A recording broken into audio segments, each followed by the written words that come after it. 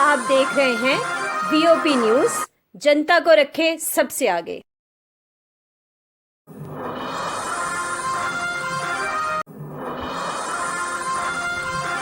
जो है लेकर यहाँ पर धरना प्रदर्शन किया जा रहा है और हाथ में रमन बल्ला, आपको मैं बता दूं 3 बड़े नेता यहाँ पर रमन बल्ला, योगेश सहानी, रविंदर शाह।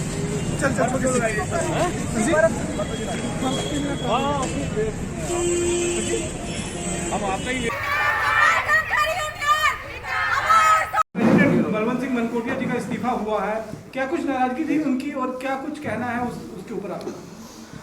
देखिए, भारतीय जनता पार्टी हर संभव प्रयास कर रही है विपक्षी पार्टियों को तोड़ने का। पेट्रोल की कीमतें कम करो, कम करो, कम करो, पेट्रोल की कीमतें कम करो। आज समय आ गया है कि इनको बताएं कि कैसे मोदी सरकार जुल्म पर जुल्म ढा रही है, जुल्म पर जुल्म।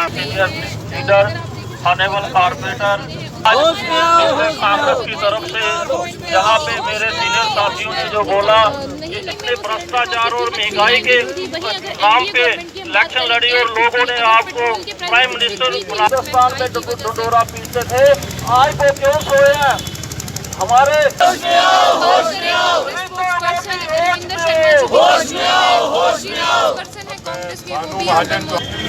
इंडियन नेशनल कांग्रेस जिंदाबाद, इंडियन नेशनल कांग्रेस जिंदाबाद।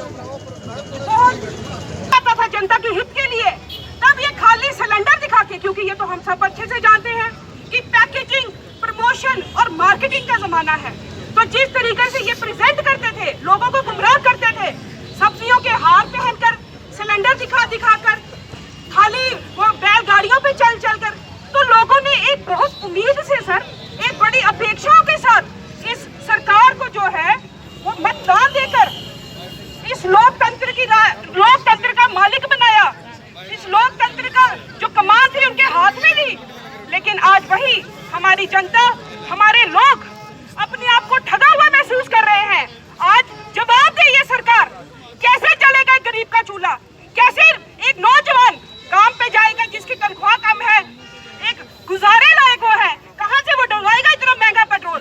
क्या आप चाहते हैं कि वापस आपने अपनी जो एड्स करते हैं, मशहूरियां करते हैं, उसमें आप दिखाते थे एक गरीब बेचारी महिला चूल्हा जलाती थी, आपने सब्सिडी जो इसकी हमारी सरकार देती थी आपने वो भी बंद कर दी, और लोगों को सिर्फ एक एडवर्टाइजिंग के थ्रू गुमराह करके जो आपने हमारे लोगों को ठगा।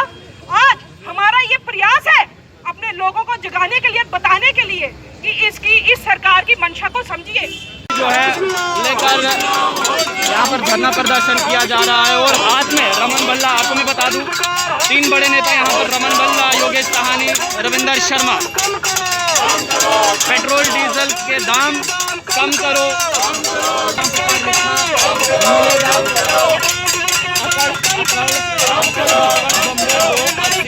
पूरे पेट्रोल पंप पर लिखा मिलेगा बंदे को 80-90। यहाँ पे मनमोहन सिंह जी, सानी साहब, रविंदर शर्मा जी और सारे कारपोरेटर धरने में बैठ के आम आवाम की आवाज़ को बुलंद करने के लिए, गरीबी रेखा के नीचे रहने वाले लोगों की आवाज़ को बुलंद करने के लिए, जिस ढंग से महंगाई की मार हमारा गरीब आवाम झेल रहा है, लेकिन सूट बूट वाली सरकार उसकी तरफ अपना ध्यान यहाँ पे आकर्षित नहीं कर रही। आज महसूस लोग करते हैं कि ये सरकार जो भाजपा जो पहले दावे किया करती थी, अंबानी और अडानी की सरकार बन के रहेगी, गरीब आवाम पिसता चला जा रहा है। और 1 साल के अंदर अंदर गैस की कीमतों में इतनी बढ़ोतरी होगी, पेट्रोल की और डीजल की कीमतों में इतनी बढ़ोतरी यहाँ पे होगी, 90 रुपये के करीब यहाँ पे वो पेट्रोल बिकना शुरू हो गया। लोग महसूस करते हैं मनमोहन सिंह जी के टाइम पे भी क्रूड ऑयल की कीमत कम थी, लेकिन एक्साइज ड्यूटी नहीं बढ़ाएगी, आम आवाम को राहत दी गई, लेकिन आज 800% से भी ज़्यादा एक्साइज ड्यूटी बढ़ाई गई है।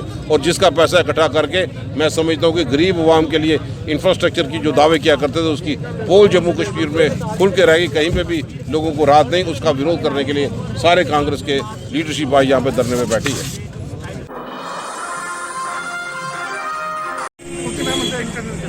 नहीं, आपका रोज का ये काम है।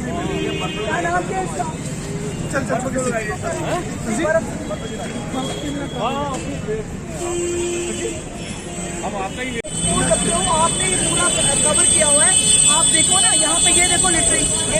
पूरा कंडक्शन हो रहा है। ये देखो सब गंदगी है। 2000 फाइन करिए, 2000 फाइन, 5,000 गंदगी भी आपको शर्म नहीं आई। आप अपना सारा खिलाड़ बाहर रखोगे। आपको मना किया था, मैंने भी टाइम दिया था उस दिन 5,000 काटा था। जो आप चेकिंग कर रहे हैं एक्चुअली मैं डॉक्टर संजोगिता हेलीकॉप्टर और हमारे डॉक्टर सुशील ये वेटनरी डॉक्टर हैं हमारे म्युनिसिपल कॉर्पोरेशन में। एक्चुअली आज हम निकले हैं, ये जो यहाँ पे लिटरिंग हो रही है, जो फिश ओपन में है, जो तल के ओपन में रखी हुई है, तो उसी के हमने सोचा कि हम लोग जाके एक बारी बाजार में राउंड करें, देखें कहाँ क्या है लिटरिंग के लिए, और अपना जम्मू स्वच्छ बनाना है, सुंदर बनाना है, तो एटलीस्ट शुरुआत तो होनी चाहिए। तो आज हम लोग ऑफिस से निकले थे, तो आते ही हमने देखा यहाँ बहुत गंद है। तो डॉक्टर साहब को मैंने बोला कि शुरू करते, तो डॉक्टर साहब सिंस ये बेसिकली वेटनरी सारा ये मीट का ये देखते हैं, लिटरिंग का मैं देखती हूँ, तो इज ऑल्सो लाइक क्योंकि अनहाइजीनिक कंडीशंस जितना भी ये हमें आसपास जो हमारे शहर के अंदर जो मीट शॉप्स हैं या फिश मार्केट्स हैं, फिश मॉन्गर्स हैं, बार बार हम इनको डॉक्टर तक जानकारी भी देते हैं, समझाते भी हैं कि आप काम कीजिए, हम आपका काम नहीं बंद कर रहे हैं, लेकिन अच्छे तरीके से कीजिए, साफ सफाई रखिए, पूरी सैनिटरी कंडीशंस मेंटेन करिए। और जो लोग हमें इन कंडीशन को पूरा करते हुए नहीं पाए जाएंगे तो ऐसे फाइन्स होंगे और भी सख्ती होगी। हम ऐसी शॉप्स को, ऐसी प्रीमिसेस को बंद भी करेंगे अगर ये लोग गाइडलाइंस जो हम बार बार इनको बताते रहते हैं कि जो जम्मू म्यूनसिपल कॉर्पोरेशन की तरफ से गाइडलाइंस है उनका पालन कीजिए। तो ये लोग अगर जैसे आज हमने यहाँ देखा काफ़ी यहाँ लिटरिंग की थी, इन्होंने जो वेस्ट रहता है उसको प्रॉपर्ली ये डिस्पोज नहीं करते हैं, तो सख्ती से हम इस पर अब एक्शन लेंगे। तो डॉक्टर साहब से जैसे हमने कहा है कि हम आगे भी रूटीनली ये ऐसे जो है ड्राइव्स जो है कंडक्ट करते रहेंगे। और बेसिक हमारा मुद्दा यही है कि ये लोग जो भी खाने वाला सामान तल के रखते हैं उसको साफ रखें, क्योंकि अभी तो कोरोना का मतलब कोरोना अभी भी है, ये मान के चलते हैं कि कोरोना अभी भी है। तो ये सब चीज़ों के देखने के लिए बेसिकली हमने ये आज एक टूर बनाया था। बेसिकली ये पब्लिक हेल्थ के साथ जुड़ी हुई सारा चीज़ें, क्योंकि ये जो चीज़ें हम ही खा रहे हैं तो हमारे साथ ही डायरेक्टली ये लिंक करती हैं। तो हमारा ये काम है, अगर हम यहाँ तैनात है जम्मू म्यूनसिपल कॉर्पोरेशन में, हमारी ये रिस्पॉन्सिबिलिटी है कि किसी जो हमारी पब्लिक है उसके सेहत के साथ कोई खिलवाड़ ना हो। तो हम इसमें और भी शक्ति आगे मजीद बलवंत सिंह मनकोटिया जी का इस्तीफा हुआ है, क्या कुछ नाराजगी थी उनकी और क्या कुछ कहना है उसके ऊपर आपका? देखिए, भारतीय जनता पार्टी हर संभव प्रयास कर रही है विपक्षी पार्टियों को तोड़ने का, और ये कोशिश कर रही है कि सिर्फ एक पार्टी रहे, विपक्ष में कोई ना रहे, और इसलिए वो हर हरबा इस्तेमाल कर रही है। जहाँ डरा के काम होता है वहाँ डरा के, धमका के काम होता है, प्रलोभन दे के काम होता है वहाँ प्रलोभन से काम कर रही है। और ख़ास तौर पर पैंथर्स पार्टी को जो है वो निशाना बनाया जा रहा है, क्योंकि पैंथर्स पार्टी ही एकमात्र पार्टी है जो लड़ रही है भारतीय जनता पार्टी के खिलाफ। मुझे भी बहुत प्रलोभन दिए गए, एमएलए बनाएंगे, मंत्री बनाएंगे, एमपी बनाएंगे, लेकिन जब हमने नहीं माना फिर इंक्वायरीज हमारे खिलाफ जो है वो शुरू, उसमें भी कुछ नहीं बना, फिर डराया गया, धमकाया गया, जान से मारने की धमकियां हमको दी गई, लेकिन हमने सरेंडर नहीं किया। भारतीय जनता पार्टी यही कोशिश कर रही है कि विपक्षी लोगों को किसी भी तरीके से जो है वो तोड़ा जाए, या तो अपने साथ मिलाया जाए या घर में बैठा दिया जाए। अगर बलवंत जी के साथ भी कुछ ऐसा हुआ है, मेरी अभी उनसे बात नहीं हुई है, उनका स्विच ऑफ आ रहा है, मैं बाहर था 4 दिनों से, तो हम उनको कहना चाहते हैं कि हम उनके साथ खड़े हैं। और मैं अपने पार्टी के तमाम वर्कर से कहना चाहता हूं कि भारतीय जनता पार्टी से डरने की कोई ज़रूरत नहीं है। जब तक हमारे सांस में सांस है, जब तक हमारे दम में दम है, ये लड़ाई भारतीय जनता पार्टी के खिलाफ जारी रहेगी। इनकी जो बेईमानी है, इनका जो भ्रष्टाचार है, जिस तरीके से ये दबाकर और लोगों को धमकाकर अपनी राजनीति चलाने की कोशिश कर रहे हैं, पैंथर्स पार्टी हमेशा उसके विरोध में खड़ा रहेगी और पूरी लड़ाई जो है शिद्दत के साथ लड़ेगी भारतीय जनता पार्टी के साथ। मैं अपने तमाम वर्कर से कहना चाहता हूं कि हर्षदेव आपके साथ खड़ा है, आपका कोई बाल बांका नहीं कर सकता। हम हर कुर्बानी देने के लिए तैयार हैं अपने वर्कर्स के लिए, उनके ऊपर कभी आंच नहीं आने देंगे। जब तक हमारे जिस्म में खून की एक भी बूंद है, हम अपने वर्कर्स के साथ जो है वो कंधे से कंधा मिलाकर खड़े रहेंगे और कभी भी उनके ऊपर कोई आंच नहीं आने देंगे। ये हम अपने तमाम जो पॉलिटिकल वर्कर्स जो हैं उनसे आज के दिन कहना चाहते हैं। और डरने की जरूरत नहीं है भारतीय जनता पार्टी से। ये महाभारत का युद्ध है। हम थोड़े जरूर हैं लेकिन पांडव भी बहुत कम थे और कौरवों की सेना को नेस्ता नाबूद किया था। अब भारतीय जनता पार्टी की बारी है। अब उनका भ्रष्टाचार, उन्होंने जो कुछ यहाँ धांधलियाँ की हैं, जिस तरीके से वो निज़ाम को जोर ज़बरदस्ती से चलाने की कोशिश कर रहे हैं, पैंथर्स पार्टी उसको बेनकाब करेगी। ये हम आपको यकीन दिलाना चाहते हैं और अपने वर्कर से कहना चाहते हैं कि आपका कोई बाल भी बांका नहीं कर सकता। जिस तरीके से बीजेपी डराकर, धमकाकर, लालच देकर, प्रलोभन देकर हमारे लोगों को जो है वो तोड़ने की कोशिश कर रही है, हमारे घर में सेंध लगा रही है। पहले भी हमारे घर से एक आदमी को उन्होंने तोड़ा था और आज फिर उनकी यही कोशिश है। लेकिन मैं कहना चाहता हूँ कि पैंथर्स का सारा परिवार जो है वो एकजुट है और इस लड़ाई को पाए तकमील तक ले जाएगा। भारतीय जनता पार्टी को नेस्ता नाबूद करेगा। लेकिन हर्ष जी, मनकोटिया जी का कहना है ये घर की लड़ाई है, घर के अंदर की लड़ाई है, जिसकी वजह से उन्होंने पार्टी का दामन छोड़ा है। मैं देखिए, मेरी उनसे बात नहीं हुई है अभी। जब बात होगी तो क्या वजह है, ये वजह का पता जो है वो बाद में चलेगा और जो भी है लेकिन देखेंगे। मनमुटाव चल रहा था पार्टी के भीतर। देखिए, ऐसी तो कोई मुझे लगता नहीं है कि कोई मनमुटाव वाली बात होनी चाहिए, क्योंकि मैं तो 6 दिन के बाद अभी आया हूँ, सीधा एयरपोर्ट से यहाँ पहुँचा हूँ और अभी मेरी ज़्यादा बातचीत नहीं हुई है। आते ही जो है एक मीडिया जो है उनसे बातचीत करने का मुझे मौका मिला है। तो जो मैं समझ रहा हूँ और जो मेरे जो जहन में इस वक्त आ रहा है वो यही है कि ये भारतीय जनता पार्टी की साजिश है। जिस तरीके से वो करती रही है वही वो कर रही है यहाँ भी। और मेरा पार्टी के तमाम लोगों के साथ ये एक कमिटमेंट है, हम वचनबद्ध हैं अपने लोगों की लड़ाई लड़ने के लिए। हमारा एक आदमी भी 1.25 लाख के बराबर सिद्ध होगा, ये मैं बताना चाहता हूँ। और भारतीय जनता पार्टी को इसका भारी खुमाइजा उठाना पड़ेगा। मगर ऐसा भी क्या हुआ कि सर एक दिन पहले ही उनको रीइलेक्ट किया गया था प्रेसिडेंट के रूप में और उसके तुरंत बाद उनको इस्तीफा देना पड़ा और बड़े भारी मन से उन्होंने कहा कि मैं इस्तीफा दे रहा हूँ। देखिए, मुझे इसके बारे में ज़्यादा जानकारी जैसे मैंने नहीं की है। अब उनको बुलाएंगे, बात करेंगे, फिर देखेंगे कि क्या मसला है। अभी ना तो मेरी भीम सिंह जी से बात हुई है, ना बलवंत जी से बात हुई है। जैसे ही ये आते हैं यहाँ, भीम सिंह जी भी आते हैं, उनसे भी बात करेंगे कि ये क्या मसला हुआ है या अगर कोई ऐसी बात है। लेकिन मैं ये कहता हूँ कि ये भारतीय जनता पार्टी की साजिश है जो हमारे घर के अंदर घुसकर सेंध लगाने की कोशिश कर। उनको भी हम घर के अंदर घुसकर मारेंगे। बीजेपी वालों, ये याद रखना कि कहीं आपका हिसाब भी वो ना हो जाए जिस तरीके से लंका का हुआ था। लेकिन आपको लगता है कि अगर बलवंत सिंह जी पार्टी छोड़ देते हैं तो खामियाजा पार्टी को भुगतना पड़ेगा, नुकसान काफ़ी होगा? देखिए, मुझे अभी तो कोई आइडिया नहीं है कि क्या उन्होंने कहा है, क्या बयान दिया है। मैंने तो अभी भी मीडिया में सुना है क्या परेशानी उनको हो गई है। अगर भारतीय जनता पार्टी से उनको कोई लग रहा है कि कोई वो उनको परेशान करने में डरने की ज़रूरत नहीं है। हम उनसे कहेंगे, हम उनके साथ खड़े हैं, कोई ऐसी बात नहीं होनी चाहिए और मिलकर लड़ेंगे। अभी मेरी भीम सिंह जी से भी बात हुई, उन्होंने कहा कि घर की लड़ाई है, छोटी मोटी लड़ाई है, ये इसमें इससे कोई फर्क नहीं पड़ेगा। अगर बलवंत पार्टी छोड़ भी देते हैं तो कोई पार्टी को फर्क नहीं पड़ने वाला है। आप भी मानते हैं कि अगर बलवंत सिंह नहीं, देखिए, अब कोई यहाँ ये इस वक्त कोई फैसला नहीं हुआ है। अभी उनसे बात करेंगे कि मसला क्या है, बात क्या है, उसके बाद जो है वो आपसे बात करेंगे। ऐसे तो एक वर्कर्स भी ज़रूरी होता है पार्टी के लिए।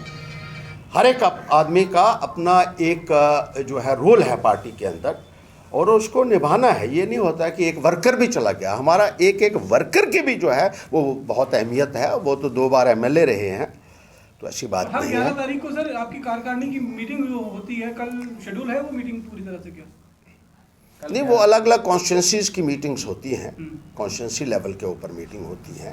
किसी की 10 तारीख को होती है, किसी की 11 होती है, किसी की 12 होती है। हाँ, उन्होंने अपने वीडियो में बोला कि कल मैं कार्यकारिणी की बैठक बुलाऊंगा, क्या होगी वो हम उसमें। कोई बात नहीं है, उसमें बिल्कुल मीटिंग करनी चाहिए और उसमें सोच विचार करना चाहिए कि क्या वजह है।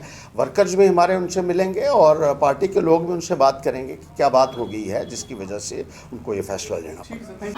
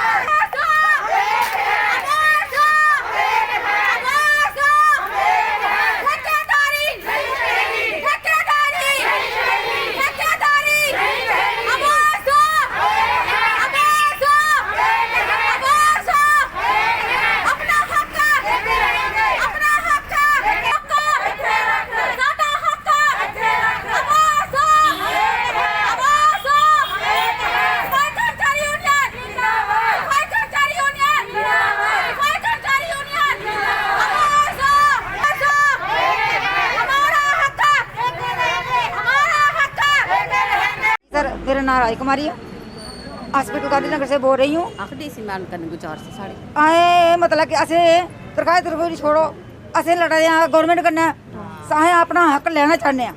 साढ़ा हक एह् है, साढ़ी मतलब एह् गल्लबात है कि असें 15-15 16 साल होई लग्गे दे, बिच ऐसियां जनानियां जेह्ड़ियां 20 साल होए लग्गे दे, कुसै ने साढ़ी गौरमेंट ने साढ़ी गल्ल कोई नहीं सुनी है। अस साढ़ी एह् फरियाद है कि साढ़ी गौरमेंट गल्ल सुने, सानू HFD बिच करे, परमानेंट करे, पक्के करे, साढ़ी एह् खवाज है साढ़े गौरमेंट दे खाते बिच करन। ठेकेदारी असें नहीं चाहिदी है। ये धरना किदों तक रहेगा ਤੁਹਾਡਾ? ਇਹ ਧਰਨਾ ਸਾਡਾ ਜਦ ਤੱਕ ਸਾਡੀ ਮੰਗ ਨਹੀਂ ਪੂਰੀ ਹੋਵੇ ਤਾਂ ਤੱਕ ਸਾਡਾ ਧਰਨਾ ਜਿਹੜਾ ਇੱਥੇ ਬੈਠੇ ਰਹੇ।